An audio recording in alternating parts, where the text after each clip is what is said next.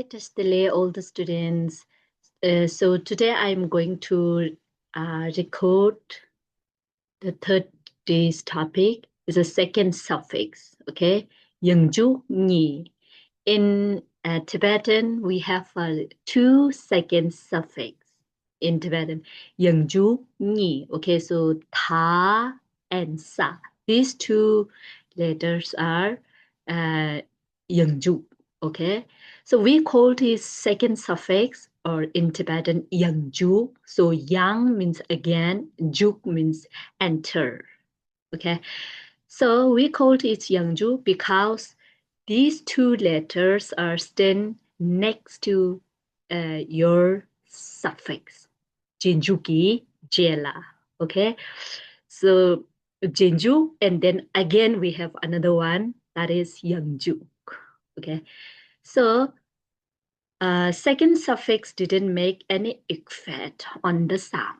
It is a mute, but make a different spellings and different meanings. Okay. So for example, I will read here. Cha, ka, chak. Ka sound is there, right? With the second suffix, cha, ka, sa, chak. So see, cha, ka, chak. Cha, ka, sa, chak. So ka sound is second suffix is in mute, no sound. Okay. So, but we have a different spelling and different meanings, right? So first one, chak means break, and chak ka sa chak means become. Okay. Another example, pao sa ma sam. Okay, next with the second suffix, pao, sa, ma, sa, sam. Okay, next example, shanaro, sho, ka, shock. Next, shanaro, sho, ka, sa, shock with the suffix. So shock, shock. So in the sound, no change, right? La, ka, luck.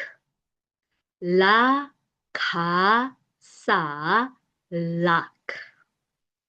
So luck, luck. No change, right? And then ao, pashabju, pu, ra, pur. With the second suffix ta.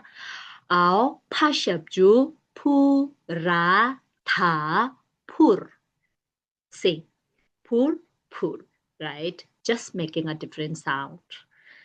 And ao, kayada, ga, yashabju, gu, ra, gur.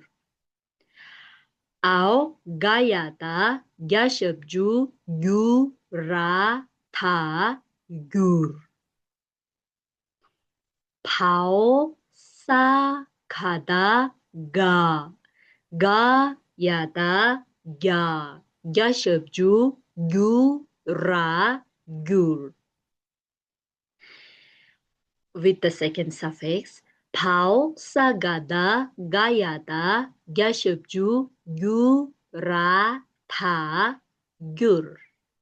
So see, second suffix didn't make any effect on the sound, okay? Just making a different spellings.